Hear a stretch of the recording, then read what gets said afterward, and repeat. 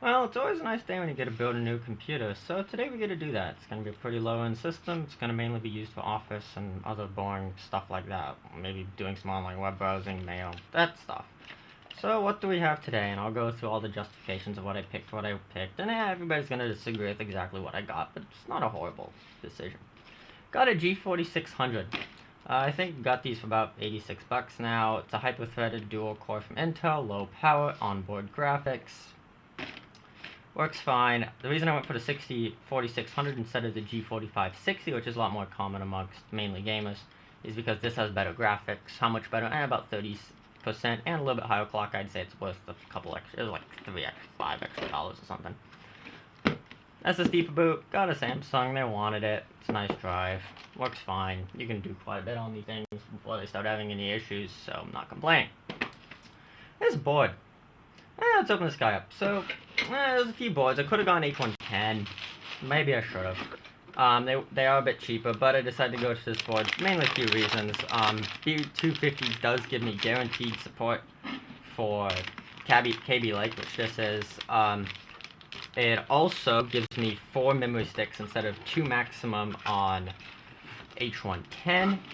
And the other thing it gives me is better video outputs built in. So I have an HDMI, DVI, and a VGA.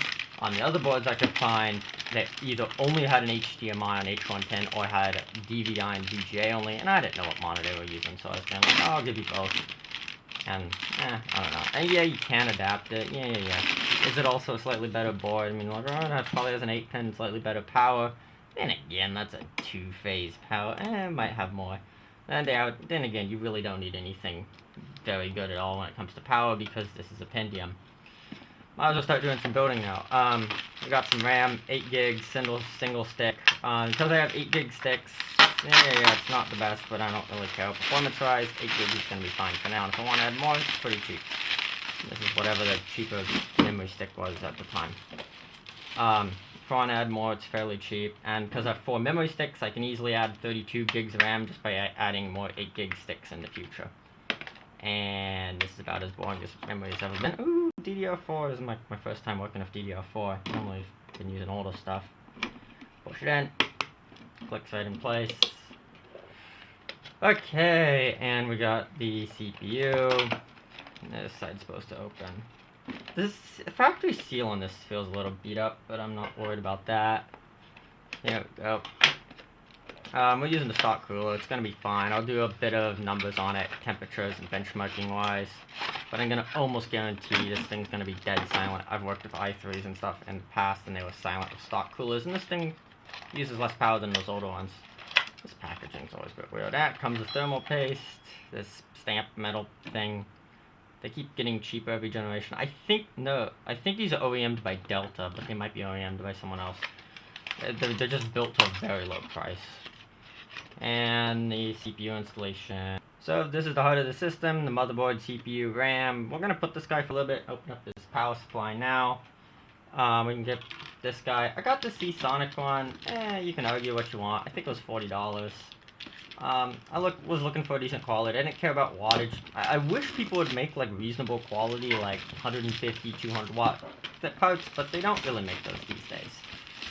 So I'm kind of stuck getting this guy. Not that it's a complaint though. This guy works fine. 430 watts, 80 plus bronze. Comes with power cord. Few zip ties. Smells like a new power supply. I'm not gonna take it apart now, but put a giant zip tie here for sort of a reason to lock you off from it. The thing that annoys me with these guys these days is it says silent. It doesn't have its like fan off feature. I don't think they have it.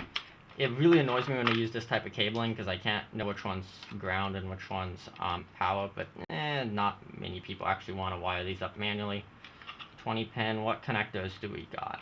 Looking at the connectors, they all have this like new, almost cheap plasticky feel, but we got a 24, we got this triple Molex and a floppy, we got a triple SATA, we got a CPU 8-pin, which can be split to dual 4s. We got dual 8-pins. Wow, they're doing some pretty low and stuff.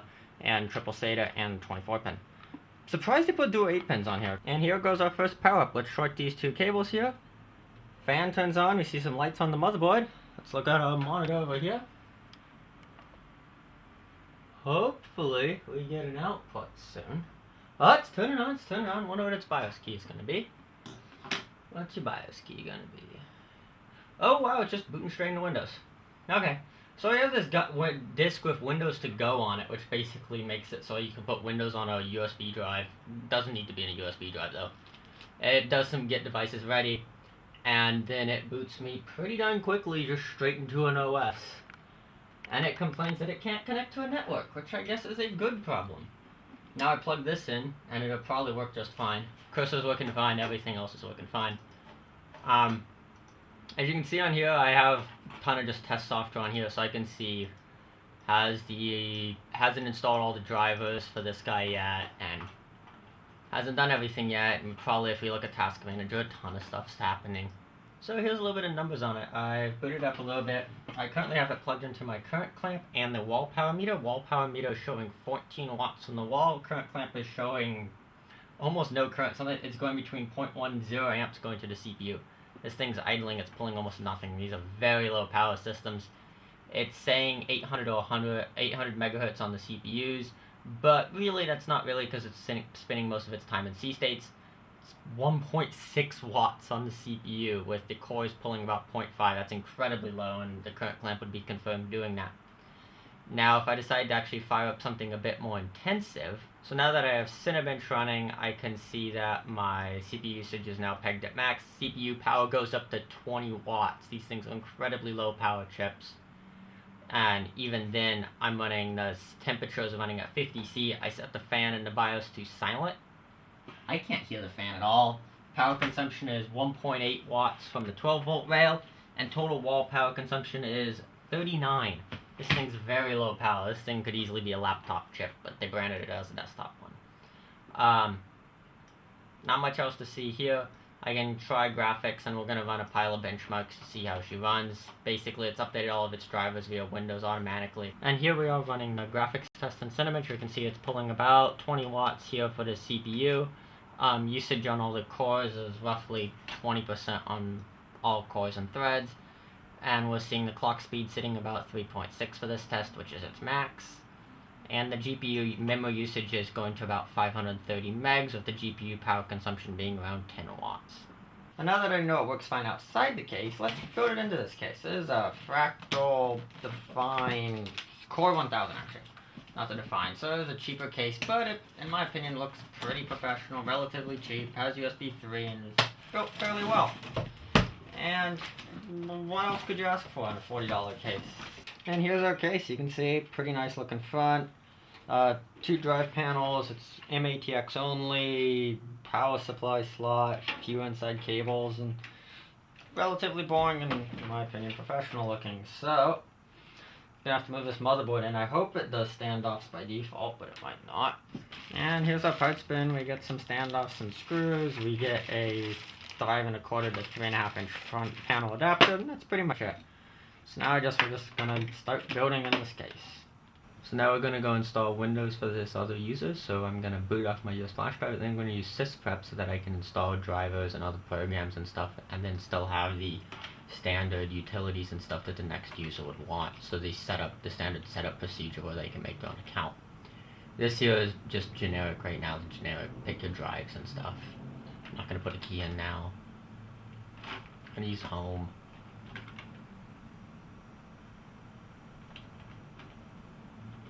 Custom, and then you delete all the existing partitions.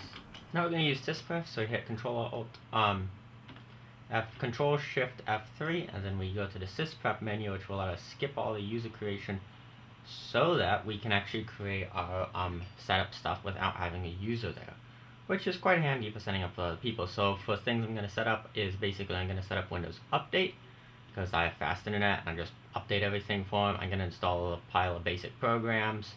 You see I'm booting into the administrator account, which is normally locked and never lets you into it. So this gives me full access to the system of setting up whatever functions and stuff I need for this next user. You get this tool here, which you use once you're done, otherwise don't touch it. And I'm going to go through things like settings, update and security, and I'm going to say check for updates, and it's going to find it. Oh, because I need to install the network. So now I've finished updating all the software on here, I've activated Windows and everything, so now I'm gonna go and close settings here, and we're going to Sysprep it. So since I entered the Sysprep menu, I can now go Sysprep it. It should reboot right now. And yeah, it's gonna configure a few things, and then it's gonna reboot and throw me out the standard create a user prompt. And then the next user can go and create their own user. So now it's booting. Looking at the hardware, I've closed it all up. You hear another system here, but you really can't hear this guy unless he's... You can't hear it at all. It's dead silent, fans won't ever rev up. Can't really see anything in there. Stock cooler, low power, uses almost no power. And yeah, it's done. So thanks for watching this little Pentium build. Surprisingly zippy little system. Very low power, and ready to get going for the next user.